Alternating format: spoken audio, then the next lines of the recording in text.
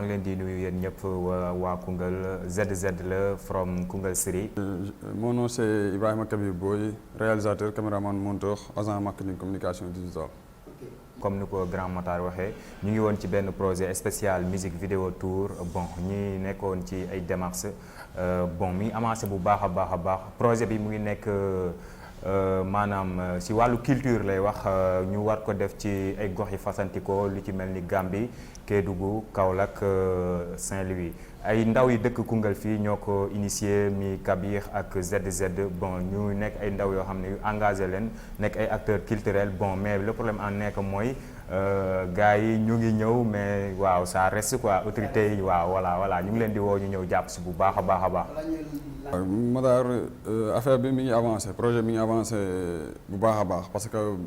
su domaine bi ma nekkee muy réalisation bi comme bu bindee projet bi def démarche ba pare liy montage yeeg lépp loo xam ne nii mooy communication bi doxal nañ ko ba mat sëkk fépp fu mu war a yeggal nañ ko fa te vraiment alhamdulilah ñu ngi gis retour mais pas tellement que nuñ ko yaakaaree woon ak nu muy ñëwee dafa wute parce que yaakaaroon nañ ne bu ñu defee dina ñëw vite fait mais bon xaw na des. Bon le 20 juin incha allah la ñu war a dem Gambie mais le 12 la ñuy départ parce que dañuy dem teel a xam nga teel a yegg ci zone bi jàng zone bi xam leen lañ fay fekk quoi. Bon ñi war a déplacé wu mu ngi toll ci 6 personnes ah. waaw 6 personnes. 6 personnes yooyu bon mu ngi nekk benn caméraman mi Kabir ak ay 3 artistes ak staff bi quoi. accompagnement bi moo des parce que xam nga rek projet bi dafa nekk loo xam ne ni culture moo nekk loo xam ne nii nekkul ne benn somme bu ndaw a koy def wala nekkul ne da ngay jóg rek def benn projet boo xam ne nii c'est purement culturel moo réussir surtout nag comme genre bu nekk bu mel nii boo xam ne nii tournée la mën naa ne tournée du ma ne national dama naan international parce que diggante Sénégal la parce que dañuy laal Gambie mais lu si des yëpp Sénégal lañ koy defee day nekk benn budget boo xam ne nii somme bu mag la il faut que ñu am benn appui ñu si jàppale pour ñu mën a réaliser projet bi. waaw ñun dinañ dem def benn découverte ci culture gambien yi parce que foofu boo xoolee dafa bëri ay ethnies yu fa nekk te ethnies yi fu ñu dajee rek day am ay différentes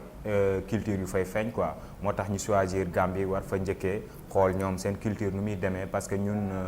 ay jeunes leen te culture la ñuy yëngu bëgg nañ dem gëstu ji yokk suñu xam-xam en plus de cela ñun jël luñ am jox leen ñoom it ñu jël luñ am ñu jox ñu boole affaire yi gën a am doole quoi loolu moo tax ñu bind projet bi quoi.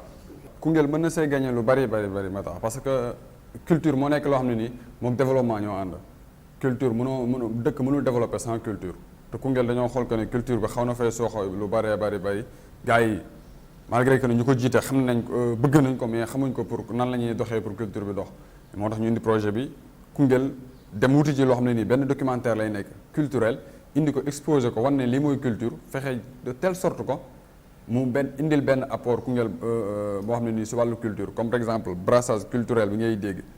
tey bu ñu demee ñun dañuy jël suñu culture yóbbu Gambie jël culture Gambie indi Koungheul jël suñu culture yóbbu Kédougou et cetera fépp fu ñu dem dañ fay yóbbu culture Koungheul ça veut dire que ne dañuy def de telle sorte que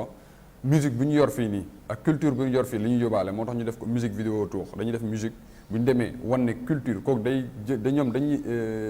def musique seen culture ñu def musique suñu culture boole ñaari musique yi def benn réalisation boo xam ne nii juste benn clip lay doon boo xam ne nii clip bi tamit day laalaale culture Koungheul laal culture dëkk boobu ñu ne kon donc loolu yóbbu nañ Koungheul foo xam ne nii tey mën naa ne suñu nit ñi ñu ngi doon koy séntu mais yegguñ fa am nañ idée bi def nañ ko mën naa ne culture bi après dina yëkkati développement wu Koungheul si sama gis-gis quoi. li may waxaat rek mooy autorité am nañu si jàpp mais pas tellement quoi.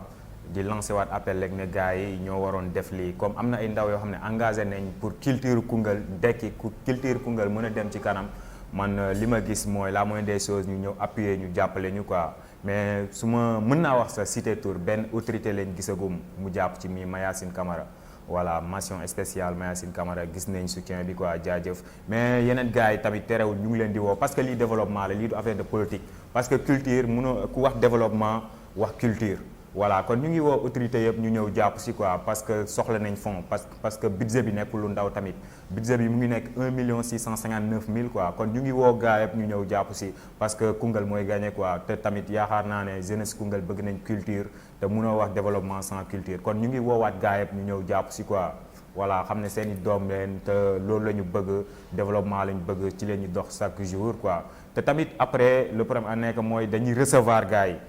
daneen dem Kédougou dinañ dem Gambie dinañ dem Kaolack dinañ dem Saint-Louis ñoom ñëpp après dañ leen di recevoir fii nii le 17 incha allah le 17 juillet waaw bu tombéwul ak tabaski bi dañ koy pousse mais bu dee 17 juillet bi tombéwul ak tabaski bi incha allah dañ leen di recevoir fii ñoom ñëpp ñu ñëw quoi ñu xam lan mooy culture Koungheul yaakaar naa kon loolu du ndaw Ngandi Mami festival la kon waa Koungheul da ngeen am ay gan yoo xamante ni dinañ jugee ci localité yu fasantikoo ñëw xool lan mooy seen culture lan mooy seen aada ak seen cosaan kon loolu nekkul affaire bu ndaw quoi kon ñu ngi leen di woowaat encore une fois yéen gars yëpp ngeen ñëw jàpp si quoi parce que lii yaakaar naa dina yóbbu Koungheul fu sore quoi voilà. souvent lu may wax Lamine rek Lamine parfois dañuy toog mu naan ma booy projet bi tiit naa si trop mais man dama naan ko souvent jarul tiit lii dafa nekk loo xam ne ni culture la sans moyen sans nit ñi sax mën nañ dem defi jógo ñëw ñun ñoo am nañ gëm ne day réussir malgré que ne commencement bi dina métti parce que première édition moom foo ko fekk day tar day métti nit ñi duñ ñëw carrément parce que communication bi mën naa ne mi ngi jàll mais am na si ñoo xam ne nii duñ ko farataal waaw mais xamuñ culture surtout milieu bi ñu nekk dañ koy dégg rek dañ naan culture mais ñoom pour ñoom culture def sabar la woo sabarkat yi ñëw sabar def ngoyaan wala dem defi simba loolu rek pour ñoom mooy culture te du loolu kase loolu mooy problème bi moo tax projet bi nekk loo xam ne nii lu métti si ñun la mais incha allah réussite bi moom moo ngi nii sunu kanam quoi. le 12 incha allah ñu ngi woo gars yëpp ñu ñëw jàpp si mooy la Gambie incha allah après Gambie Kédougou lañ jëm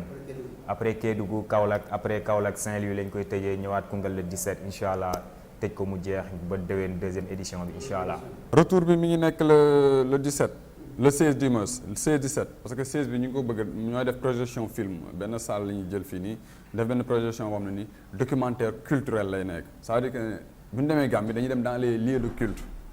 comme fekk ji seen aada ak cosaan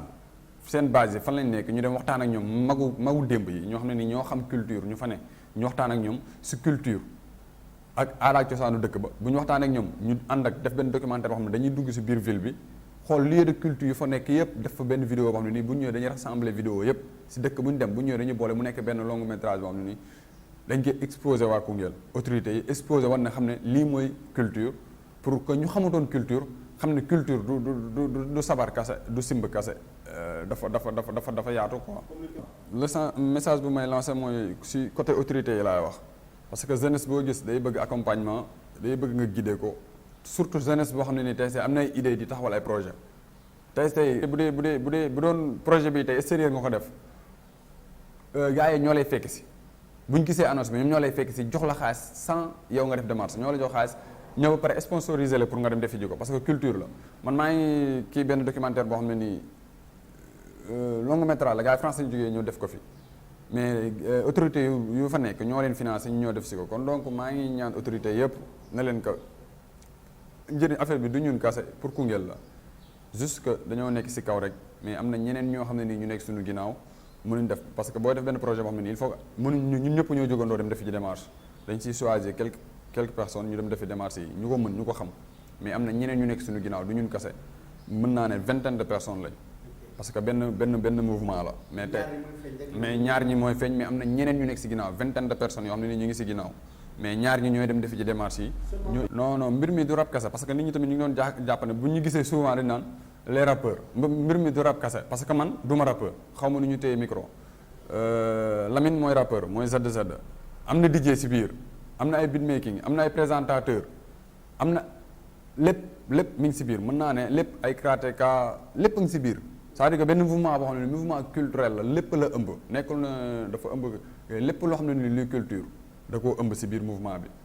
mais nag comme ni ma la ko waxee sànq rek projet boo ko taxawalee mënul na ñëpp ñoo jógandoo di dem di seeti ci autorités yi kenn ñaar la ñuy jël wala ñett ñu dem defi te yàlla dafa def ñu jiital ñun ñaar que ne ñun ñoo xam domaine ñun ñoo si gën a nekk kaw laay wax sax gënuñu xam domaine parce que ñëpp xam nañ domaine bi ñoo gën a xam démarche yi ni ñu koy doxee ñu bàyyi ñu dem def ci démarche yi. rendez-vous le 12 incha allah mooy départ bi à Koungheul pour dem Gambie après le 20 ñu commencé tournée bi parce que le 20 moom bu ñu ko commencé amul toog le 20 ba le 16 duñ noppalu fenn waaw. retour bi le 17 lay nekk le 17 bi day nekk benn concert boo xam ne nii culture rek la lépp luy culture Koungheul après dañuy invité waale tamit pays yi ñu demoon régions yi ñu demoon ñoom dañuy ñëwaat ànd ak ñun si le 17 bi. muy c'est ça muy Gambie Kaolack Kédougou Saint-Louis ñoom ñëppay ñëw ànd ak ñun ku nekk indaale sa culture bi nga yor quoi boole culture Koungheul.